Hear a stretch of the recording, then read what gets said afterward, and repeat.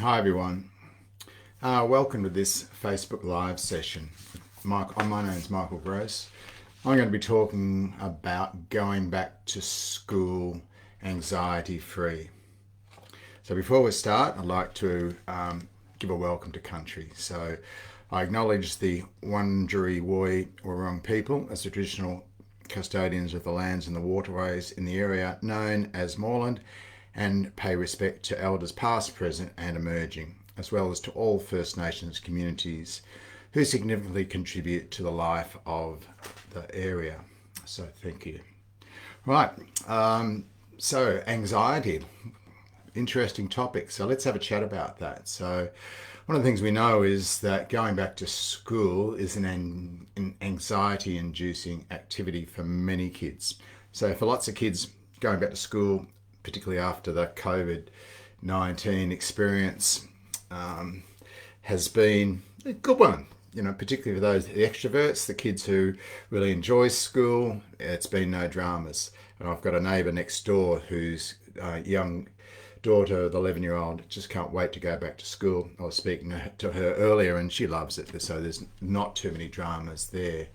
But it's a source of mixed emotions for many kids and for many children and also young people, particularly those for whom face-to-face interactions aren't always their cup of tea. Often introverts in particular.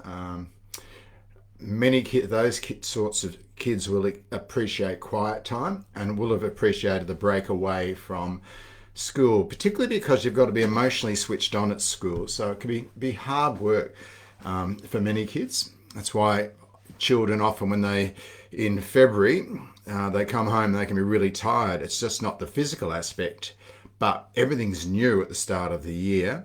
They've got to go into new grades to meet new or year levels, meet new teachers, all the rest of it. And so they're emotionally charged. And for some kids, it's not so bad, but for certain kids, particularly those who have an more anxious personality type, it's really hard work. And that's why often those kids get tired during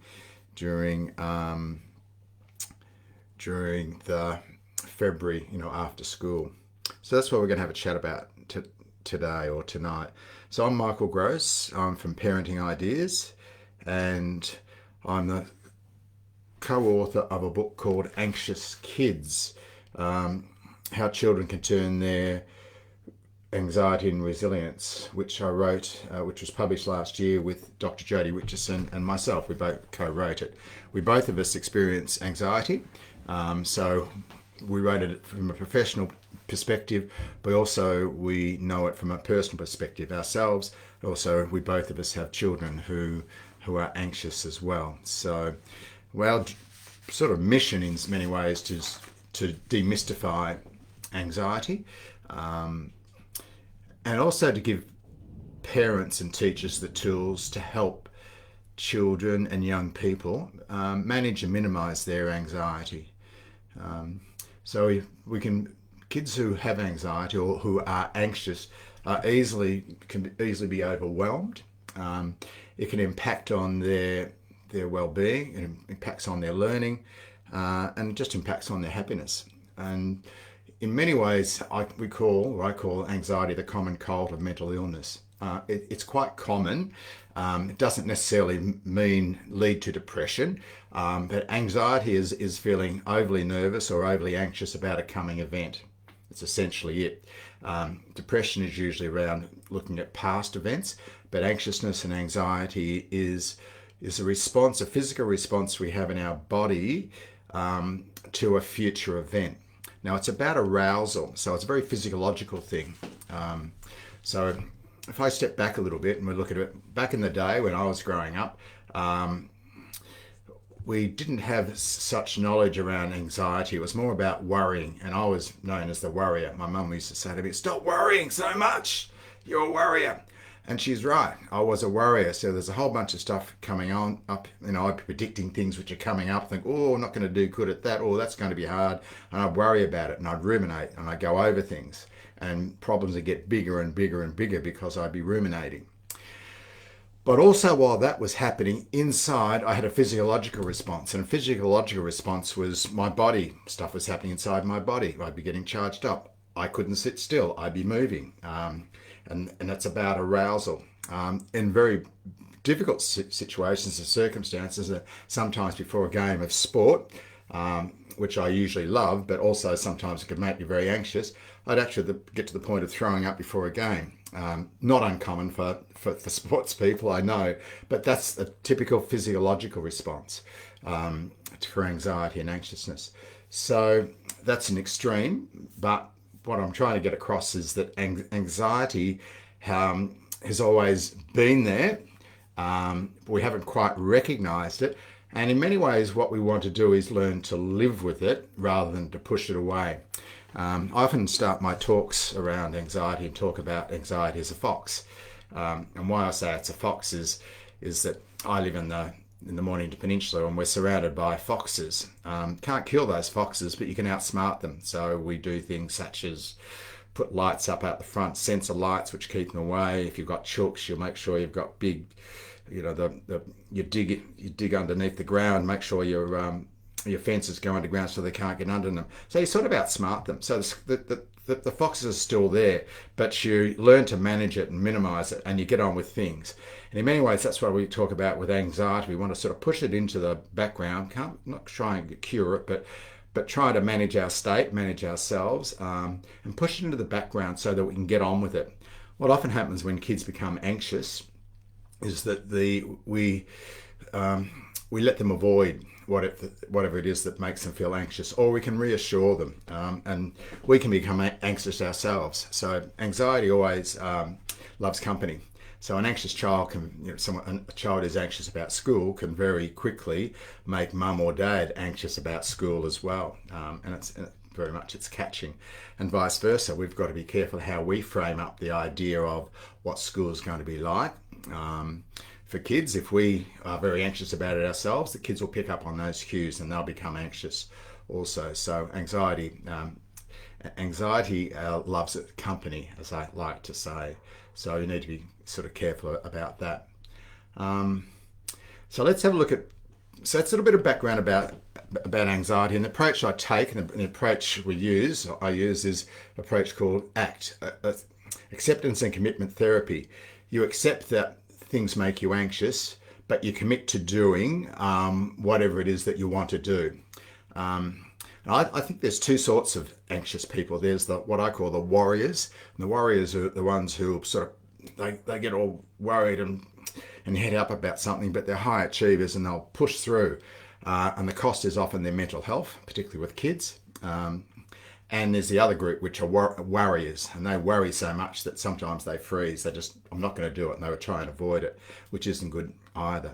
So returning to school is an activity for some kids which is not pleasant, but they need to do it. And by helping them get through that and return to school and live with the discomfort that they might have, what we're really doing there is assisting their resilience. It's great for their resilience. So we don't want to avoid activities, not want to avoid school, but we want to actually nurse them along in many ways, so that school is a pleasant activity. That yes, it might be a little bit uncomfortable. We might feel a little bit funny from time to time, which is fine, but that's life in many ways, and that's what resilience is about. Interesting enough, the more we expose, the more we have these activities which makes us feel uncomfortable, and we get through that. Perversely, or often what happens then is that we become less anxious about that in the future. A little example of that from me personally is I give a lot of presentations, and all presentations used to make me anxious. Now certain ones do, but others don't, because I've given them so often. You get used to it.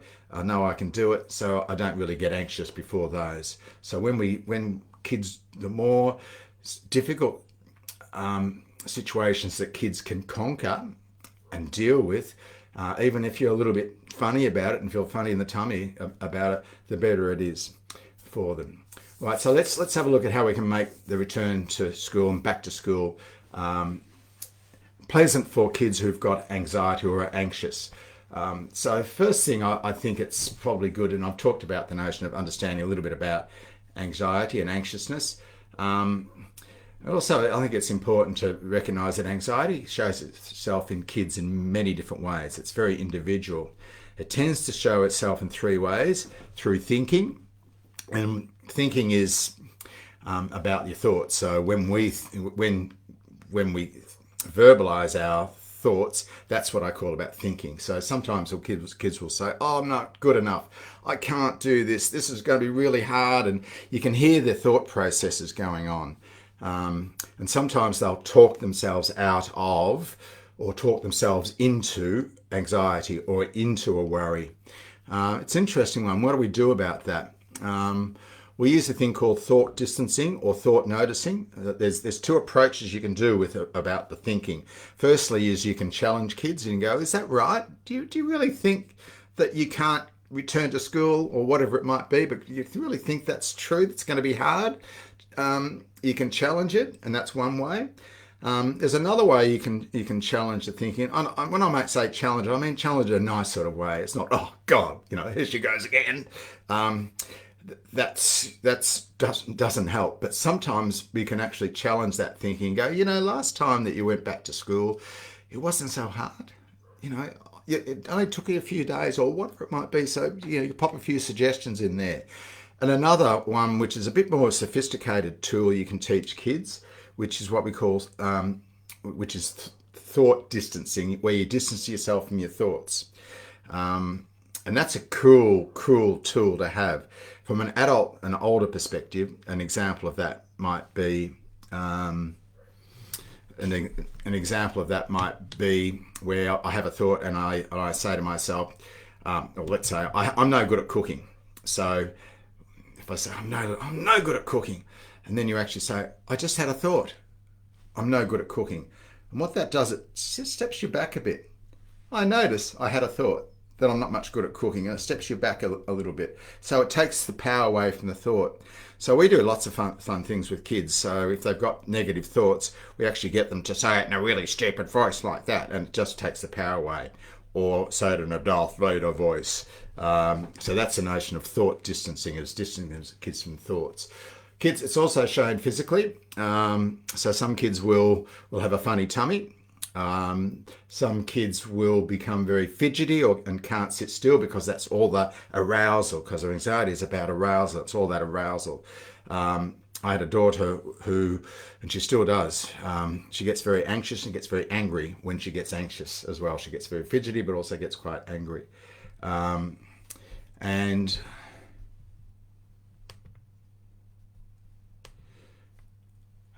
the other way is behaviorally. So sometimes children will be, when they're anxious, they'll become very clingy. You'll notice they'll get clingier to you as an adult.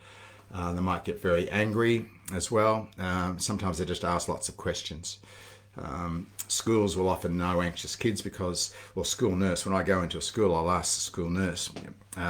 They call them the frequent flyers. They're the ones often kids will keep coming up to the nurse with questions or whatever. They want reassurance about things. So that's another way that it often shows. So it helps to recognize your anxiety in your kids, and it might even be recognizing the anxiety in yourself as well. So what about some ideas to help? So your child is feeling anxious about returning to school or being back at school. And one of the ways is they might have told you. They might keep coming and asking for questions all the time and wanting reassurance, which is a sure sign of, that I'm pretty anxious about this. So I think the first thing, one of the ways we can help kids is to understand that for them, the fear and anxiety is real. It might be in your head, you're going, "Why on earth are you worried about this? Why is this such an issue for you?" You might be thinking that, but underneath it all, what kids want is that someone understands how I feel. So we've got to recognize that anxiety, that fear, that worry, that, I don't want to go back, might be real for your child. And when a child knows that mum and dad knows that I'm feeling nervous, it's very reassuring for a child. So that notion of just understanding it and and really recognizing it's real is terrific. So in our book, Anxious Kids, one of the things we talked about was R statements, that parents make an R statement when a child says they're anxious or worried or fearful about perhaps returning to school. I can see it worries you. Yeah, look, it worry. I can understand how, what happened to me, but just, so R statements are really useful to have with and to use with kids when they're coming back to school, when they're not sure about it. So that's understanding their fear and anxiety is real is important. Another tip that can help kids is to prepare them. So I know kids are back at school at the moment, but one of the ways that we would before COVID finished up, one of the tips that I gave to parents was to prepare kids. We call it social storytelling. And the background about this is that a lot of anxiety is around a lack of control. If I can control, if I can predict, and if I know what's going to happen, therefore I don't feel anxious. So that carries on with most things around anxiety. The fact is, we only get anxious about the things that I think that I can't do well or I can't control. And so we've got to give kids information, lots of information, so that it can prepare them. They can prepare themselves in their heads. They can walk themselves through whatever the situation is.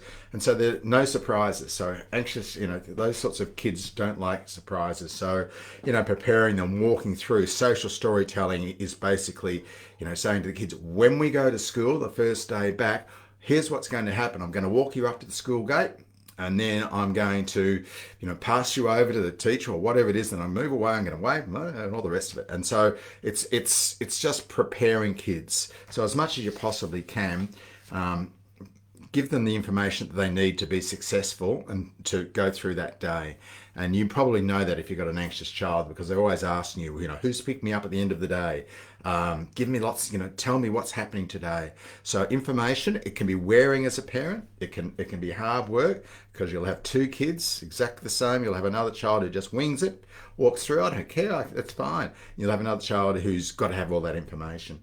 So lots of preparation is essential for anxious kids, particularly at this time, because it's quite a hard time for them. These events it hasn't happened before. When they go back to school, a lot of the school activity and experience for them is completely different. It's not the same school experience as it was in many ways since before COVID. So it is new for them.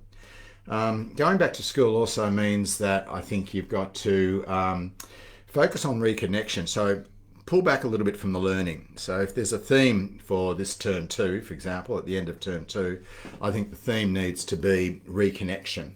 So it's reconnecting kids to their friends, so they need to reconnect with their friends. And I know a lot of teachers have put a lot of work into those sorts of activities of, getting to know the kids again and, what did you do when you're at home? Those sorts of activities. Reconnecting with teachers and also reconnecting with learning. So in many ways, that's about putting your expectations on hold and dropping the expectations back a little bit around learning. It's about getting back into the swing of things. And I have a quiet giggle to myself when I read in the press, it was about a month ago, the fact that this COVID experience was going to impact on kids' learning. Let's keep it real. Over a life of a school, it's only a short period. Sure, if you've started in foundation, or maybe if you're near year 12, it's more important at certain levels. But in the long-term scheme of things, it's minor, it's small. The learning and what they might have missed out on and what they probably gained in many other ways is far greater. So don't add to your child's anxiety by this, this anxiousness around what they might not be learning. It's all about, the key is to be back at school, enjoying themselves, getting into the swing of things. Holidays are coming up soon, which is ideal. We go on holidays, and then I think what's going to happen in next term, in term 3, is that the learning will start again in many ways. So don't get too hassled and hooked up on the learning at the moment.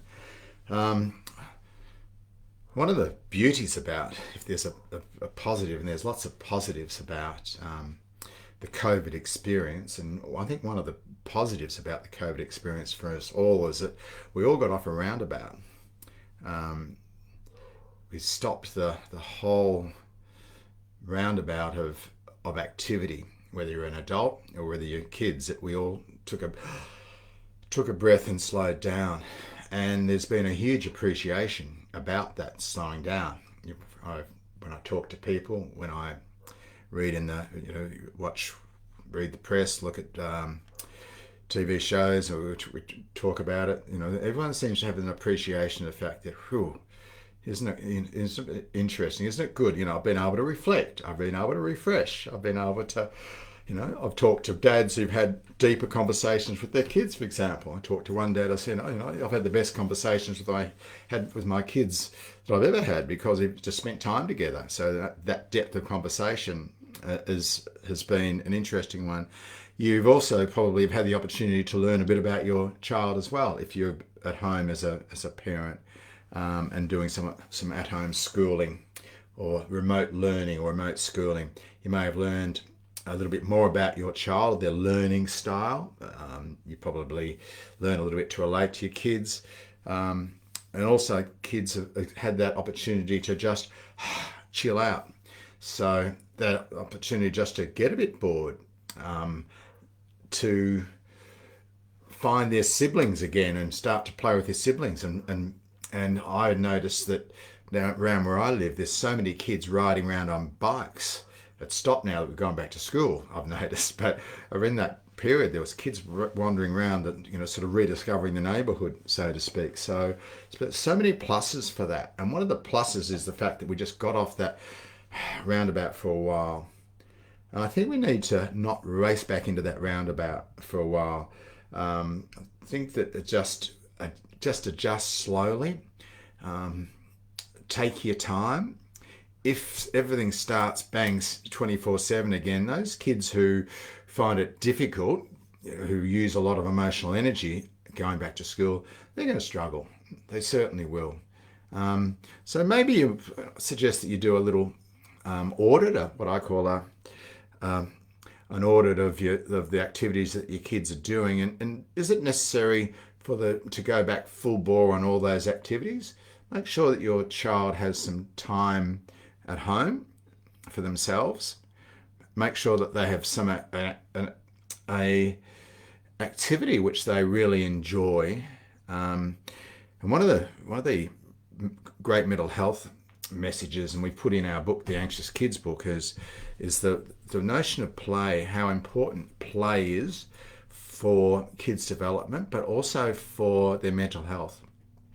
Now, I'm going to give you a definition of play, which I want you to keep in mind and see how it applies to your child and maybe even to your own life.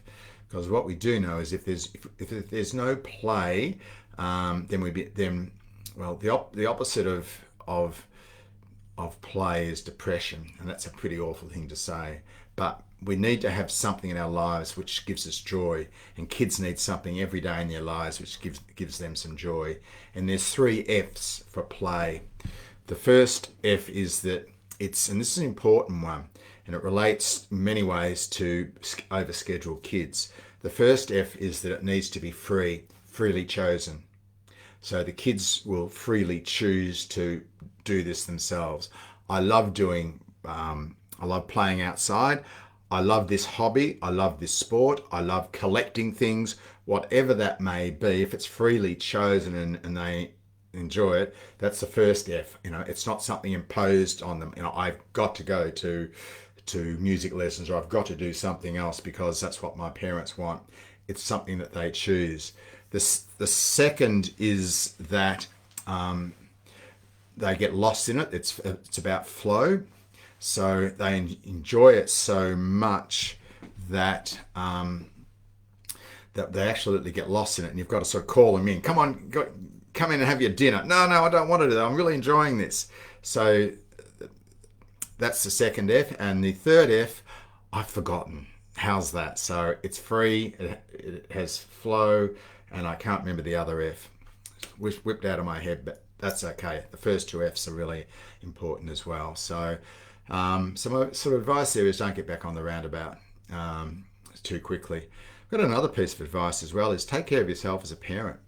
Also, we know that anxious kids can be hard work and they can make us anxious as parents. So make sure you've got some time for yourself and take care of yourself, because the learning and the adjustment curves, which we've all been going through, have been massive and have really used up a lot of emotional resources. So you've got to really make your own well-being as a priority, and that'll make it easier for you to stay calm if your child experiences difficulty. That's the one thing that kids want when they're experiencing difficulties, and maybe get worried and anxious or fearful about things, is they need a parent who's some in their lives who's quite calm, who says, yeah, I can think you can get through this, rather than a parent who goes, oh, this is awful, oh, you'll be, or whatever, or a parent who's dismissive. So not the dismissive and not the reactionary parent, but one who can respond in a calm, confident manner, who's going to listen to your child, provide the scaffolds they need sometimes. So sometimes kids will need scaffolds, and scaffolding is taking baby steps to go back into an activity. And that's why I think it's good to don't race back into the full roundabout of after school activities, but take baby steps and take your time there. So looking after yourself is important, and particularly when you've got anxious kids. So I've got a couple of other things which is useful, which you can use with kids when they're anxious. And one of them is to explain anxiety to kids. When we let kids know what anxiety is and the impact on them, it allows them to start to recognize what it is, what anxiety is, and also to start to regulate their own feelings. So I've known so many kids who are anxious but got no idea what anxiety is, or what's happening in their brain, what happens in their body. So we can talk about it. And we've written in our book, Anxious Kids, there's lots of scripts in there that you can use for kids to introduce the idea of anxiety, so that they understand that there's what's going on up here in their head and what's going on in their body, and how to recognize it. There's a technical term, and I always advise schools to do it. It's called psychoeducation. It's teaching about well-being and mental health and anxiety. So get a book, look it up, see if you can explain what anxiety is to your kids, so they can start to recognize it. And some really cool management tools you can use with kids when they're starting to get anxious. And I like them to become part of a lifestyle. And these tools have become part of my own lifestyle, which I practice them whether I'm anxious or not. And we do know that a couple of these tools, when you practice it, it will make anxiety less likely to occur. It acts on the physiology. And the first is and the easiest one in many ways, is to breathe, is deep breathing. Taking some deep breaths, taking some absolute deep belly breaths. So it's breathe in from your belly, and then hold it for 2 or 3, and then breathe out. Breathe in, breathe out, breathe in, breathe out. What we do with deep breathing, and there's all sorts of deep breathing activities you can do. That's just a simple one. We've just I put my hand on my tummy, and I watch my shoulders. I was watching my shoulders then to see if my shoulders go up. If they go up, that means I'm breathing very high. So it's breathe in, and my tummy's going out, and I hold it for 2 or 3 seconds, and then out I go, and then in again, hold it, and out I go. Now you can do that at 3 or 4 breaths anywhere. Before I give a presentation, if I'm feeling a bit nervous, I'll always sit there with a smile on my face, and I'll be doing some deep breathing. What deep breathing does, and it's a magical activity, and it helps to regulate nerves and regulate the physiology. What it does is, when we get anxious, it's our reptilian brain working, it's highly aroused, and that's our old brain, and that's the source of anxiety. it's the fight or flight. When something comes racing through this now at me, I'll race along, and that's my reptilian brain, my old brain, taking over, powering up my body so that I can move from a standing position to a to running away very, very quickly, and that's called the fight flight response. Anxiety means that I've always got that moving. We work from that, and it stays aroused all the time. So that's why anxiety is, quite a lot of energy and arousal in it. So what we know is that when kids get anxious, they operate from here, they get tense, and a few deep breaths, it disengages this and engages the prefrontal cortex. It actually relaxes kids. It's actually called the parasympathetic system. So the parasympathetic nervous system just relaxes you, enables you to think. So when you're very anxious, you tend not to think. You get flooded with thoughts. Some deep breaths, it actually will help you feel in control again. And basically what it happens is it puts the prefrontal cortex, the new brain, puts that back in charge. Practice breathing. Do it as much as you possibly can. Do it as an adult when you're sitting there. Just take some deep breaths. You feel great after it, and you'll know you'll feel good because your head actually feels a little bit light. So deep breathing's a terrific tool you can use with kids. Mindfulness is a fantastic tool. It's probably, I should have put it number one. And there's a lot of mindfulness happens at school these days, in primary schools and secondary schools are putting it in the curriculum. Fantastic. Smiling Minds, go to Smiling Minds, get the app, download the app. You can use it yourself and introduce it to your kids. But here's how mindfulness works. And mindfulness doesn't have to be sitting there for 3 minutes doing an activity. Mindfulness means being in the present, doing something to bring you in the present. So why it's important for anxious kids and why it's a great tool is when kids become really anxious, what they're worried about is the future. So they're not focusing now, they're focusing on something which is going to happen. It might relate to the past. It was awful. I had an awful day at school yesterday, so therefore when I go to school tomorrow, it's still going to be awful. But they tend to be future focused.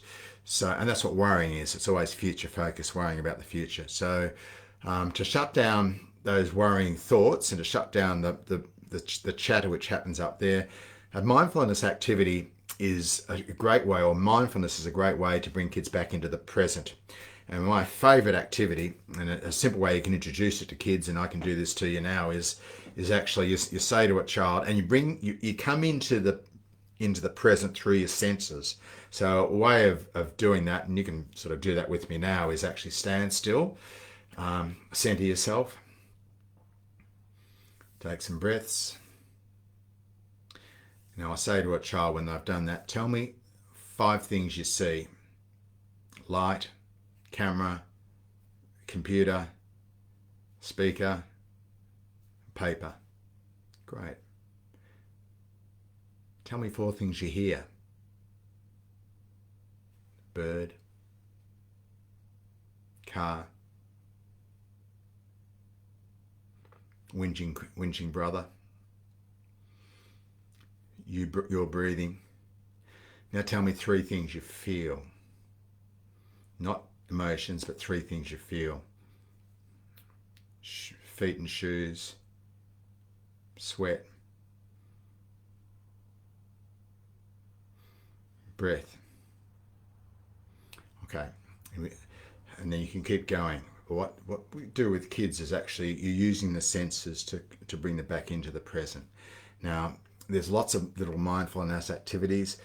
It's often about choice. So from an adult perspective, when I go for a walk in the morning, I have a choice of planning the day or just looking at just taking everything in. I was reading about a test batsman, Marnus Labuschagne, Australian test batsman, who he practices mindfulness every time he goes out to bat. And here's all he does. After he faces a ball, he will move away, and before he faces the next ball, he might be thinking of lots of different things. He might be thinking, I missed that shot, that was a poor shot, what's happening over there? And suddenly, to bring himself back into the present, because he has to concentrate, when he faces the bat again, he always makes sure he listens to the bat hit the ground. Bat hit the ground. That brings him into the present, and off he goes. So that's an example of mindfulness, using just coming into the present. So there's lots of different mindfulness activities you can do with kids. So I recommend that you go to Smiling Minds if nowhere else. And there's activities for yourself and also for kids. The third tool, which is one we've always known, is exercise, movement. Get kids moving. Movement produces endorphins. It also releases stress. So we know if kids are we know that kids, for example, who are on the autism spectrum, they become very anxious. So they need lots of information. But one of the things so that they can prepare for things, but something that they need is lots of large limbed exercise to get rid of the stress and get rid of the tension and get it all out of their body.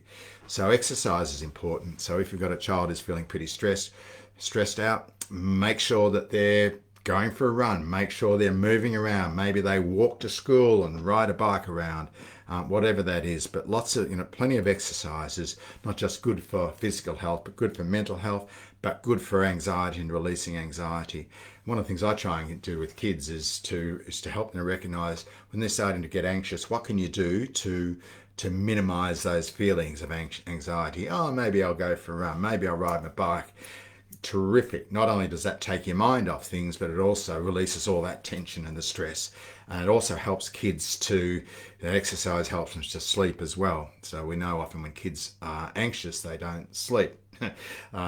Those three things, if you do nothing else, learn a little bit about mindfulness, put it into practice with kids, teach kids about deep breathing and do some deep breathing with them, and also make sure they got exercise and movement, put lots of movement in the day. And if teachers are listening to this, you've got to make sure that there's lots of movement in your classroom where kids are moving around, break things up, but that actually gets rid of stress and helps manage anxiety and anxiousness.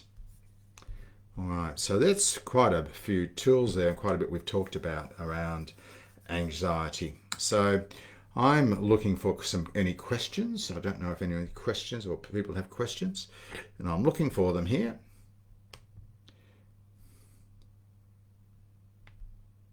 Can't see any questions as per yet. Or I think I might have. I think I'm looking in the wrong spot. Got a chat box down there. No, that's not right. Okay.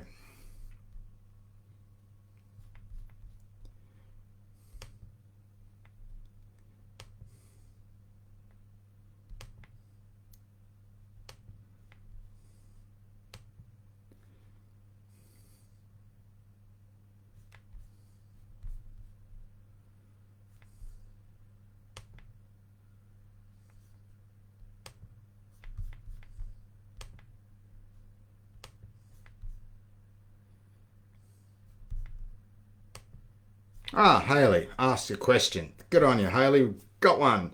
I thought there for a minute I must be looking at the wrong spot. What would you recommend for children with severe anxiety? I'm not sure what you mean by what you recommend for going back for school.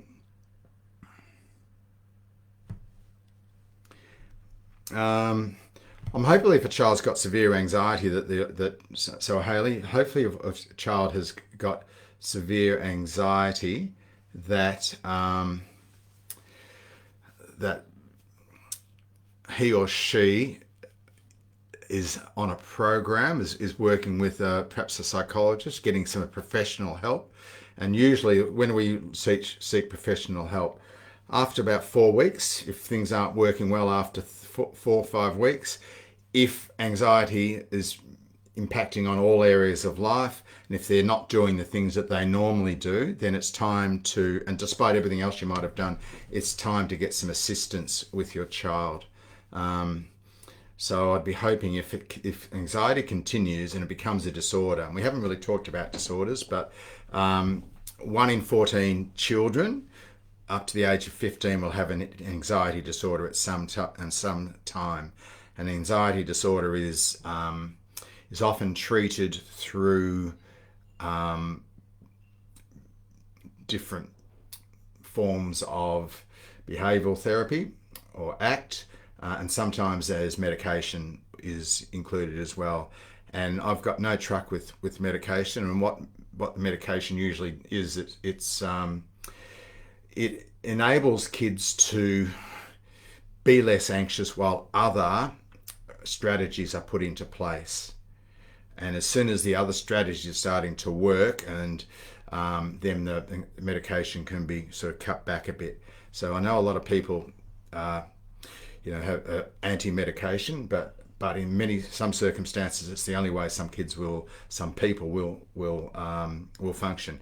I know my co-author, Jodie Richardson, she's on medication, been on medication her whole life, and she will continue to be on medication. She's a high functioning person, but she needs medication. But she also puts lots of tools and strategies in place to help her manage her life, and her. So that's, make sure that you're getting some support and getting some assistance with severe anxiety. And I think kids will need what I call a support team. It's family. You need the school on side, and also you need. I think it's good to have a health professional as well in your support team. So, Hayley, I hope that has helped. Pauline, with anxious kids getting to sleep at night, any suggestions? Yes, sleep's a big issue, isn't it? It's one of the odd things that, sometimes anxious kids worry about the fact that they can't get to sleep. So that makes them anxious. They worry about the fact that they're not sleeping, so they become more anxious. Exercise is really important, and have it beforehand so they get really tired, and make sure they have a good sleep routine as well. So that sleep routine, which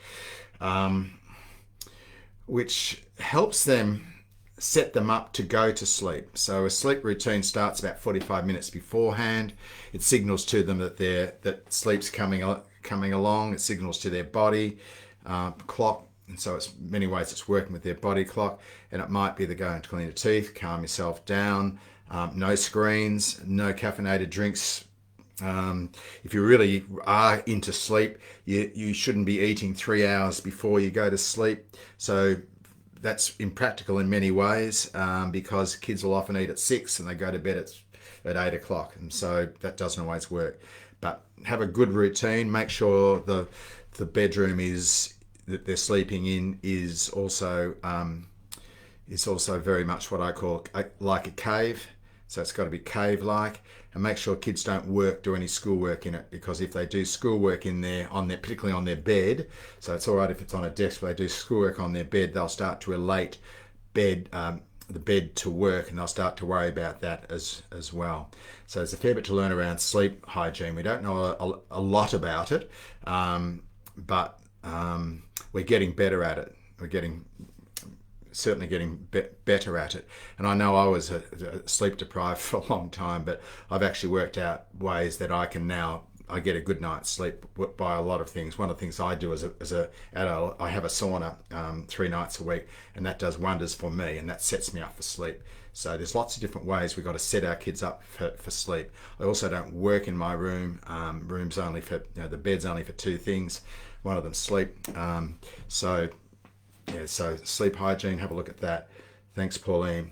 Any tips for anxiety in catching public transport? Firstly, Annette, do it with them first off. So it's called scaffolding or baby steps. Make sure that you catch public transport with your child so that they feel comfortable. Then you might only catch them public transport. Say if you want to go 3 stops, you might just do 1 stop the first time. Or you might go with them, sit on the tram or the train or whatever it is, and it goes for 3 stops. You sit on for the first 2, you get off at 1, and you let them go the last on their own. So stretch it out a bit. I think public transport's fantastic for kids as well. So it expands their life. It helps them feel independent. So it's something to encourage, but it's also something to assist them with. So I guess adopt the teaching mode. Don't protect them. Don't go, oh, that's no good, because public transport's part of life.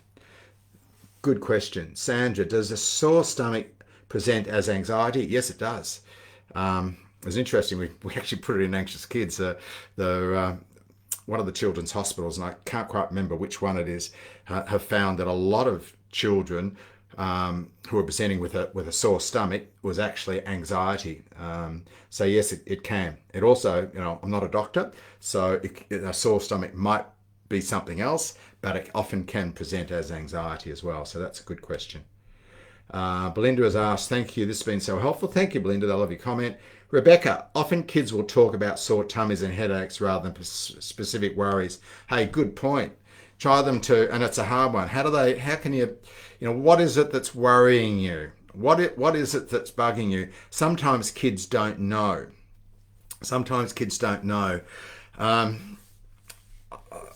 We introduced, okay, well, there's a tool which we've talked about, and it's called checking in. So it's a harder one for kids to get. It's also a hard one for adults, but I'm going to do it with you. It's checking in. It's a useful thing. It's related to what Rebecca asked, which is kids will often talk about sore tummies and headaches rather than specific worries. Checking is an emotional intelligence activity, and it's where you stand still, close your eyes, and you close your eyes and look down. And when you close your eyes and look down, that engages the emotional side of you. It engages your emotions. And you can try see if you can work out how you're feeling. See if you can locate an emotion. I'll let you do it now. So I'm standing here with my eyes closed. My eyes are now looking downwards. All right. And the only thing I can think of, and I have this feeling of I'm satisfied. I have this feeling of contentment.